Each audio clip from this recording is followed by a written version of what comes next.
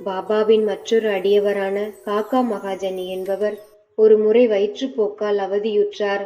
பாபாவுக்கு தனது சேவை தடைபடாமல் இருக்க ஒரு மூலையில் பானையில் தண்ணீரை வைத்துவிட்டு பாபா கூப்பிடும் போதெல்லாம் செல்வார்.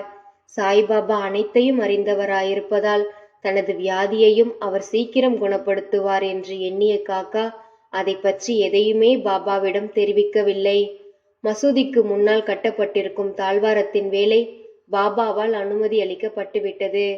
ஆனால் உண்மையில் வேலை தொடங்கியவுடன் பாபா கொந்தளிப்புற்று பலமாக கூச்சலிடத் தொடங்கினார். எல்லோரும் ஓடினார்கள். காக்காவும் ஓடினார். பாபா அவரை பிடித்து அங்கேயே உட்கார வைத்தார். பின்னர் நேரிட்ட குழப்பத்தில் யாரோ ஒருவர் ஒரு சிறிய நிலக்கடலை பையை விட்டு ஓடியிருந்தனர்.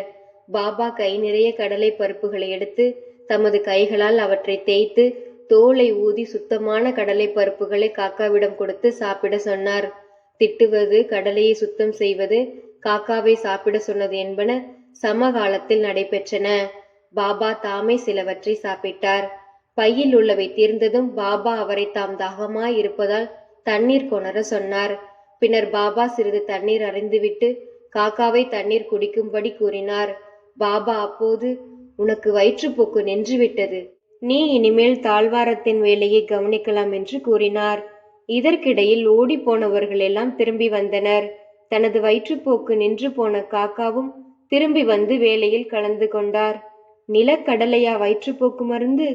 நிகழ்கால மருத்துவப்படி நிலக்கடலை வயிற்றுப்போக்கை அதிகரிக்கும், அதை குணப்படுத்தாது. ஆனால் பாபாவின் மொழிகளே இவ்விஷயத்திலும் மற்ற விஷயங்களிலும் உள்ள உண்மையான சிகிச்சையாகும். ஸ்ரீ சாயியை பணிக.